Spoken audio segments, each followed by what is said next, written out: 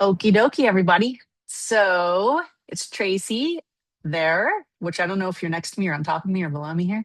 But Hello. and then I'm Kelly from Harmony Farm Sanctuary, and we haven't done one of these in quite a while. But Tracy just went over to the East Coast and was doing some lobbying, and so she was so excited. Then we talked about sharing with y'all about more about lobbying, more about the Save Our Bacon. Um, policy, I suppose. What is it? A law? Policy? It's a What would you call it? proposed act that is Proposed proposed to act. be part of the language of the next iteration of the Farm Bill.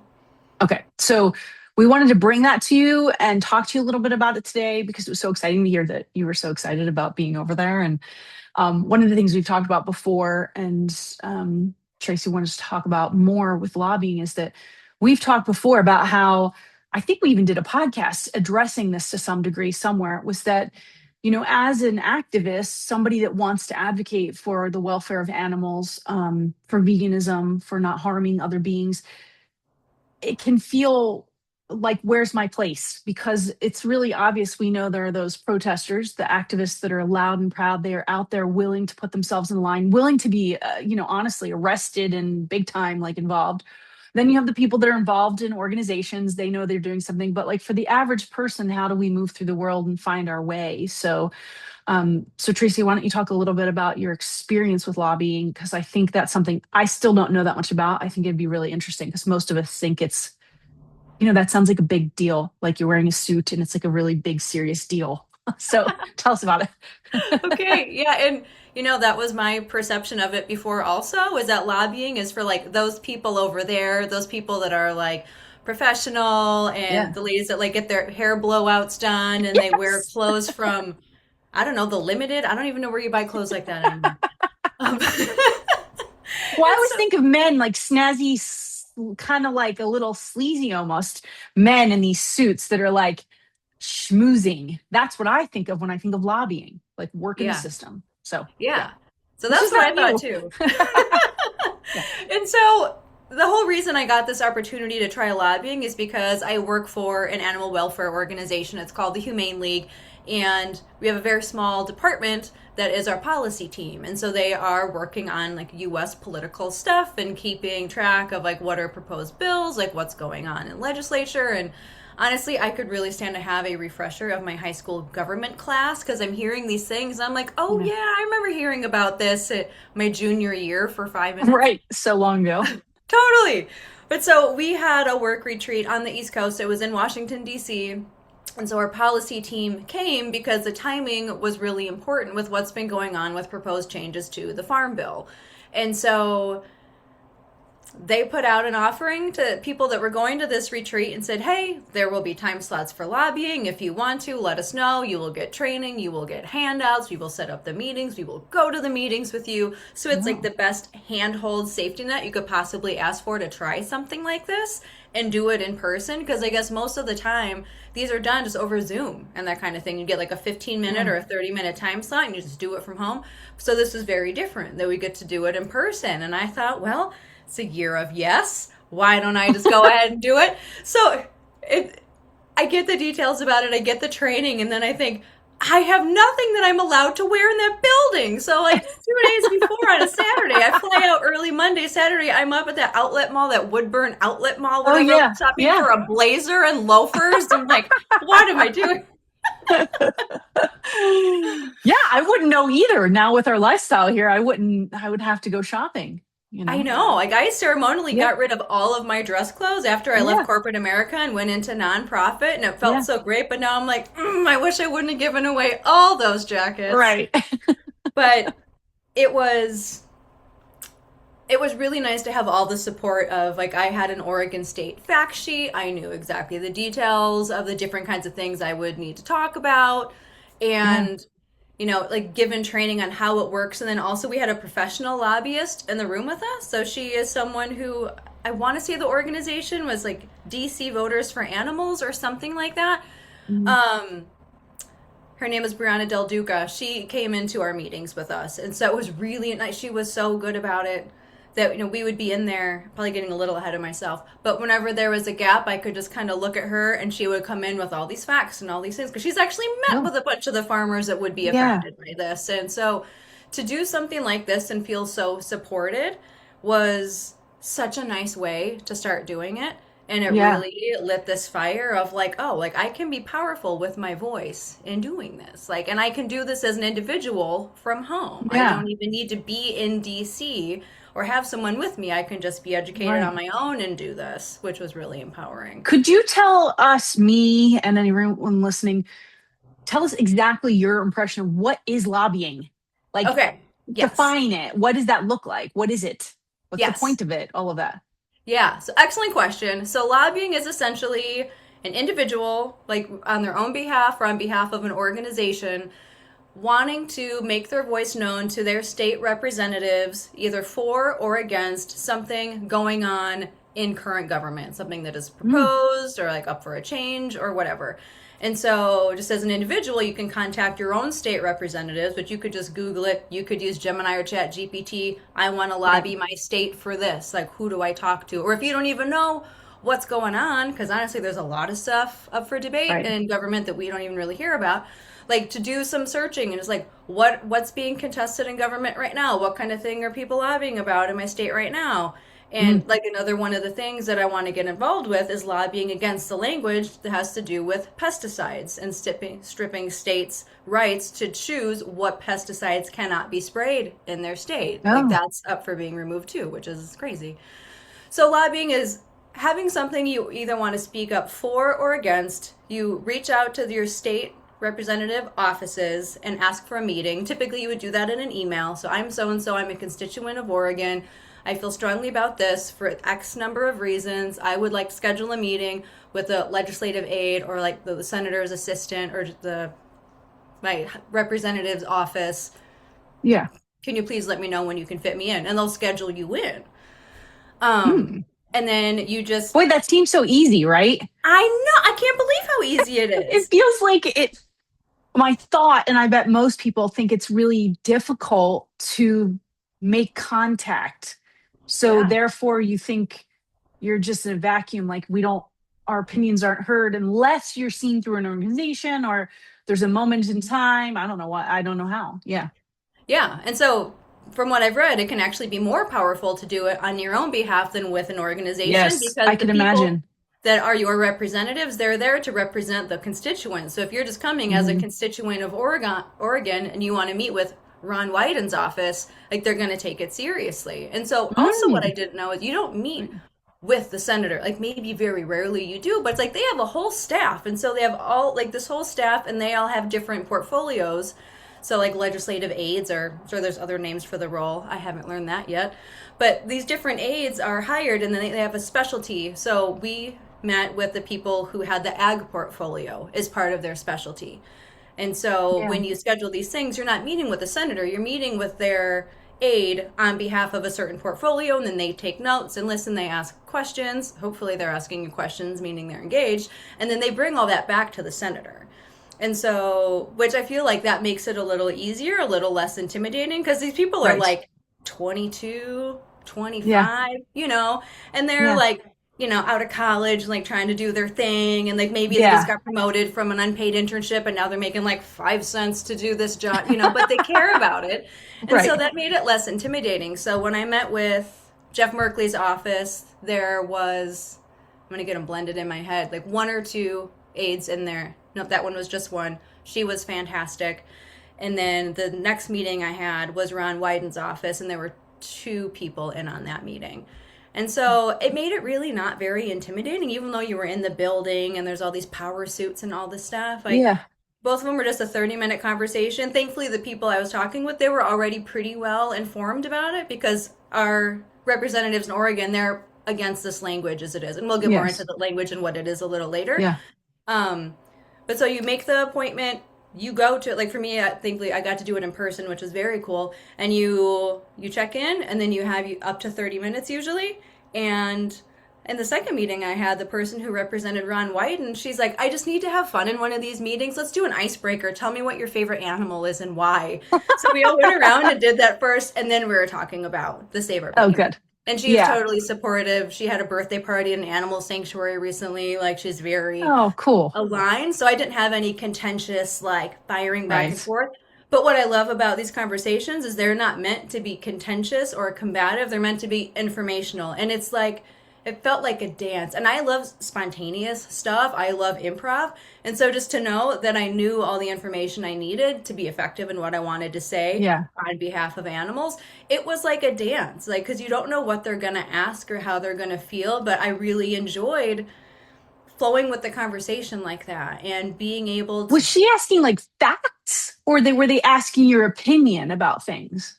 more facts, like Okay. more about like one of the greatest questions we got was that so this farm bill is probably going to go to the point where it's like give and take. Why am I forgetting what you call that? Like negotiating, for Uh-huh. the final language. So like, we'll give this, but you take that. And so if I Yeah. give you this, then we're going to take this pesticide language and put it in, like that kind of thing. And so one of them asked, Hmm. she's like, well, if this comes down to like negotiating at the end and they want to say, we'll give you this, but we want the save our bacon language, what can I say that would appeal to Republicans that would make them maybe see it a little differently? So I talked about the impact on specifically on Oregon pork farmers and how essentially they would all go bankrupt very quickly if that language was put in there.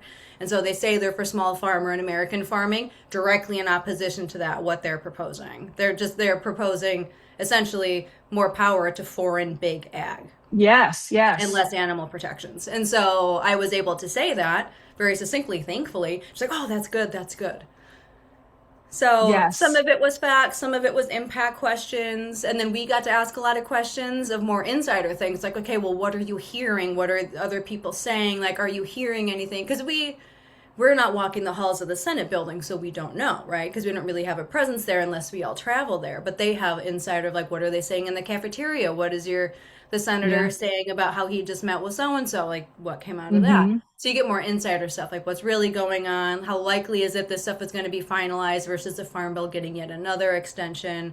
So it's a mix of like behind the scenes questions and then like factual impact statements Yeah. of what's being proposed. Interesting. I love it. Yeah. Wonderful. Well, okay. So then now I know, which my understanding is that the Save Our Bacon is the name of this, right? Save Mm-hmm. Our Bacon is like, whose bacon are they saving? They're clearly not saving the pig's bacon, right? That's kind of the idea here. It's Is like they're essentially saving the Smithfield food. Farms. Yeah, Yeah. like the Yeah. largest factory farm company, which I think is it China is the like where they're actually at. Yeah. I think China has taken over now. They're like the biggest pig farmers. I don't want to call it pork because that takes away our little piggy Yeah. friends. Yeah. Yeah. Yeah. So the They're Save Our really Bacon huge. Act, it's essentially like repackaged like the same thing as what the Eats Act was and what the Kings Act was. And both of those were shot down and not included in the farm bills in 2013 and 2018. So it's them Yeah. trying again to roll back state level animal protection laws and instead make any animal protection law be federal instead of state level. So Oh, that would God help mean us at this point. I know, right? So it would mean like no California Prop 12. It would mean Right. no Massachusetts Question 3 is the other one where they have the Right. strongest animal protection laws in the country. So that is scary. Like It that would is just because it's really interesting that, like, from our perspective, we don't want anyone eating that at all, right? right. But then when you're thinking activism, you're thinking strategy, and then like what you were saying is really key. Yes, you need to speak to because once it's out of our hands, that's it. Like these animals will have no welfare and they don't. That's part of the problem. So it's just that idea that if we can keep it here, it helps local farmers, right? Like that's what we're helping. But then it helps then the advocacy stay in local hands and that people can advocate for animal welfare and animal rights. It keeps the conversation going, you know? Exactly. Yeah, like Yeah, the it's so strategy part horrifying is the thought of it being just completely overseas at all, like all of it this. is. Yeah, Yeah. it is. And like you were saying, like that there's strategy involved in this. Yes, in an ideal world, people just wouldn't be eating the stuff and therefore animal Right. agriculture is just not a thing anymore. But Right. realistically, people are going to keep eating this stuff. So how can I do my part so at least these animals in this food system have like a better chance at least less suffering for the time that they are alive. Like that is meaningful, Right. that is tangible right now. Like the work I do all day long is stuff to essentially help chickens be out of cages because we want to completely do away with battery cages. And so for Right. this, it was interesting to put myself in the shoes of like, okay, like I don't love that pigs are being farmed, but how can I do best by them for the conditions they're in right now? So something I Yes. learned, which I had no idea, is that Oregon is the third state to ban gestation crates, and we're the first I state didn't to know do that it either. since 2012. How did I I not didn't know even that? know. That's I know. I didn't amazing. even know it. And so the first state was Florida, and I think the second state was Doesn't that Ohio. I seem want to say. crazy? I know, but so Oregon is the third state, but the first state to do it legislatively, meaning like Yeah. people didn't petition to have it on a ballot and have it voted in. It was legislative. It was decided. Right. And so I think they were given, I want to say 5 years to get to the point of being ready to be gestation crate free. So we've been free of gestation crates since 2012. Prop 12 in California. So for people that don't know, that was something that went in place that made it so that animals raised in like cruel confined spaces, that those products can't be sold in the state of California, nor can you farm that way in the state of California. Right. So as soon as that went in place, which was like January 1st of 2024 is when it became effective, that then opened up a market for Oregon pig farmers to have a specialty market with our neighbor to the south so they could finally get paid better for what they were doing, because it was a cost to go ahead and change what they had to give these pigs more room and do like group housing Yes. rather than confined. So now they have a way of making more for what they're doing, creating better infrastructure for the pigs that are living there, which is great, because they're going to do it. I would love for them to make more money, to like people to Yes. give Yes. them better Yes. conditions. Yes. Yeah. And so it was interesting to put myself in those shoes of looking at it like that. While I don't love that Right. they do it at all, this is for the pigs. Like this is Yeah. because if everything rolls back and now they can do gestation crates, I don't want them to go back to that, Right. you know. Right. But yeah, I had no idea that we were gestation crate free since 2012. So That's that's pretty amazing. amazing. I know, it's pretty cool. Yeah. Yeah. Yeah, Um, so I had a question about this and I cannot recall what it was because, okay, so one of the things that I think is, so we started the conversation with like, you decided to lobby because then you wouldn't be like protesting isn't your jam, right? yeah. Hmm. And I think it's really fascinating just to recognize all the ways that we can show up. And for anyone listening, if you are vegan, then you know being vegan is like being a weirdo. And there's been so much propaganda against being vegan. Like vegans are like most except for the weird extremists who there's weird extremists everywhere, thank you very much, but except for the few that are like really wild, there's a most vegans want to stop this because it's caring, because it's they want animals to be cared for and respected and loved and not, and most people honestly just have no idea what's going on. So it's really interesting to me, like I love that you found this because I could see you doing a lot more of this, just feels like your jam, you know. Hmm. Some people standing out and protesting is going to be the thing they're most designed for, right? It enlivens them. And I think, or writing and signing, like Physicians Committee, if those of you listening aren't familiar with Committee, they've done extraordinary work and they use the power of petition. It's amazing. I mean, money speaks, but they have, through the power of money and then petition, they have gotten a lot of things changed. Like they've removed, you're familiar with them, right? Yeah, I Are am. you yeah. So like not using pigs in surgery trainings, or not live shooting pigs in military training, like things like this that aren't necessary anymore. And so they go against those staunch conservative organizations that are like, well, we've done it like this forever. And so they really advocate, but it's our petitioning. So every petition that comes through, I just sign it. It takes me like 2 seconds. I think those things don't work, but I watch them work. You know, if you have the power of an organization in front of you and you just support them, you finance them, that's a one way to do it, right? You lobby, you show up feet on the ground, you wear clothing, people question things. We do tours at the farm. Like it's finding a way to just not be quiet about it. You know, that I think that's what's important, is because when those of us that love animals are quiet, it kind of builds up inside. It feels like it doesn't feel good. You know, if your friend was getting hurt your human friend was getting hurt, you would not stand by and not say something or do something. You would advocate. And that's how I feel about animals. Like, that's it. I can't just be quiet. And so it's like, but it's also navigating the right way for me to do it. And also navigating truly being a crazy vegan. Like, people, when you rock the boat and you question or you educate, sometimes people are like, I don't want to know about it. Which, by the way, it just infuriates me when people say, like, if I'm on tour and I tell them something that I don't want to know about it. Oh, you don't want to know? Like, and they're not, of course, the vegans don't say that. It's the ones that are, that are still eating. They want to protect themselves from change, so it's always interesting. But I'm really glad that you went and did this. And I feel like, is there anything you know of with the Save Our Bacon Act that we can, like, anyone listening could be doing right now? If they don't want to go lobby, like, yes, lobbying is great, but how can they get educated on it? How can they know more? What can they do? Yeah, I mean, just any kind of like Googling research, or even if you're like an AI user and you want to use Gemini or ChatGPT, like I live in California, can you give me a summary on my state representatives and their historical positions on animal rights bills or laws or things like that? Like, and start getting Yeah, those kind of summaries. And if you want, you can send emails to your state representatives.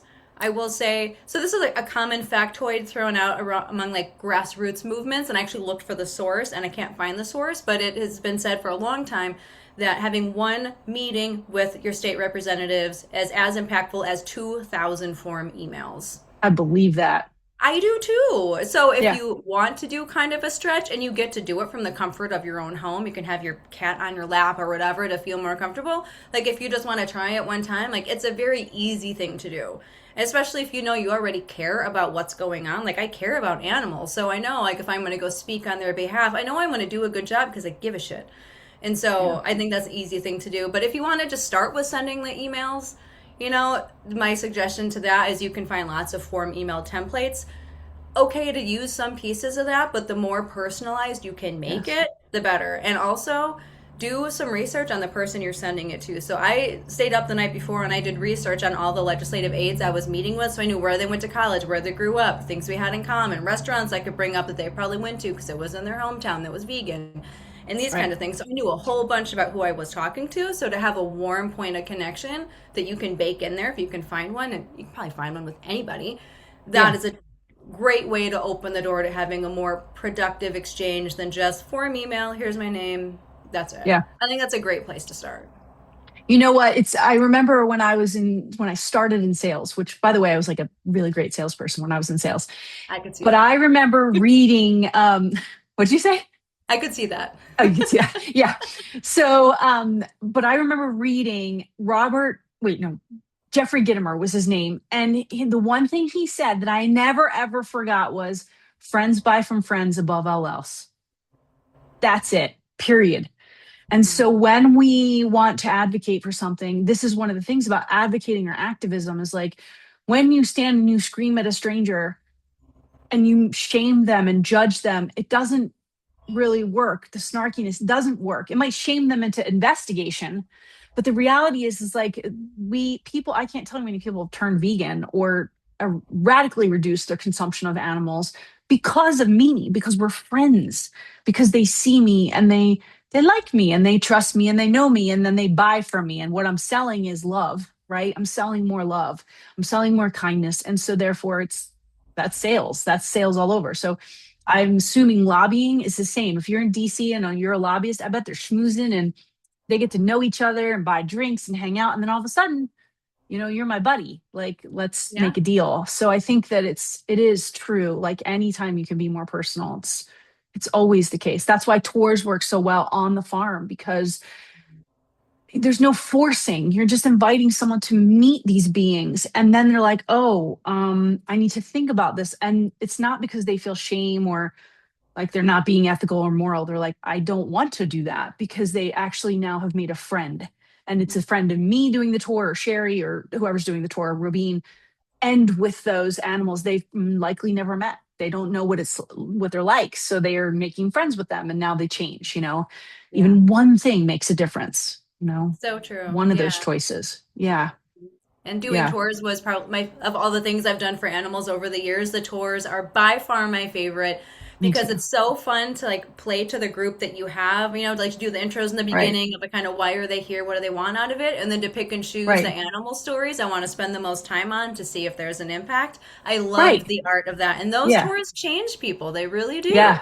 Changes their perceptions, I should say, and Yeah. then And I changes their think it behavior. opens their heart. Like Yeah. there we've had people on tours that were really like coming along because, their daughter brought them or their kids brought them or something and the wife insisted. And then by the end, they realize, oh, we're not going to shove this down your throat. We're inviting you in to open your heart. And that's really, I think all of us want that. We all want to feel that way. So it's just, how do you make the invitation into that? I think just to go back with the lobbying and being able to point out that the farmers are going to benefit from that. It may be unfortunately putting the pig second and the farmer first, but other ways it's putting profit first and everybody last. So Mhm. it's just like at some point we have to open our hearts. Like we need to open our hearts to the farmers that are doing this for their livelihood. And then maybe we open our hearts more to help them be kinder. And then maybe we open our hearts more and they open their hearts and then they make new choices. It's like that really is the way, is like through that, increasing loving kindness. And sometimes you got to put that down the no, this isn't okay. But still the intent is we got to speak, we got to scream about this so people listen so that they can remember that they're like, I don't want to participate in that. I don't want to be part of that. It's not necessary. Right. So, Yeah. I mean, it's such important work and something that the professional lobbyist that we were working with when we were in DC. So she has met with a bunch of different farmers directly to hear like how they feel, what do they want. Something I learned is that between like 48 and 50% of pigs in the US, like they are already out of gestation crates, which is further along than I thought we were. wow, So that was great that's to hear. amazing. Yeah. And in her Yeah. conversations with these farmers who have been without not using gestation crates for quite a while, they so many of them talked about how even if they roll back the protections, they're not going to go back because the door opens for them to see these pigs more as real beings. And so they noticed their stress was lower, their employees' stress was lower. Like Oh, because you that makes can't, me and I have see, that goosebumps just makes me telling you cry. about it. Yeah. I know, but like they were having a better time being with these animals and doing these Right. jobs, even though it still ends up that they're in slaughter and Yes. all that. But their quality of life and therefore their relation with these beings has shifted. And for so many of them Right. to say that no matter what the legislation says, like we're not going to go back because I'm finally having a better time doing this where I can sleep a little better Yes. at night knowing they're out there as a family, they're out there in group housing, they can move around and play and all these things they should have been able to do the whole time, Right. but they weren't. And so that was really powerful that like the quality of Yeah. life of these farmers that are following these kinds of protections is Right. improving. And to me, that's just one step closer to really seeing them as the sentient beings they are. Yes. And then maybe Yes. their next generation of their kids, maybe Right. they choose to do something different than just Right. continue the family farm, Right. possibly. And old school farming was way more like that. You had animals, they treated them with respect, they Hmm. appreciated them for what they were giving to them, and then they slaughtered them, right? But it wasn't torturing them the whole time they're alive. Like it was a very different thing. And now that's what's happened. I think more and more it's become more common, and that's really a shame. It's like more, though I'm glad to hear how many animals or how many pigs are not in gestation grades. That's a surprising thing to hear today. I'm glad to hear that. Yeah, and even the Smithfield, this massive factory farming corporation that is the one that's really the one pushing this language through or trying to, they've already started changing some of their own farms to be Prop 12 compliant. So they've already started. So it's like the writings on the wall of where this stuff is going toward, but they're still going to keep throwing this crappy Yeah. language in every single farm bill iteration. Because I didn't know the farm bill gets reviewed like every 5 years, and like on that Right. fifth year, like you can add in new things and. Granted, this should have been done in 2023. They keep getting all these extensions for whatever reason. And so I think it's this week or next week is another important date where it's probably going to get extended again because Mitch McConnell being out, which I guess is actually in our favor because then by the time this Right. comes Because up, extent. Yeah. Yeah. yeah. So I forget where I was going with that. I was really on a tear there, though.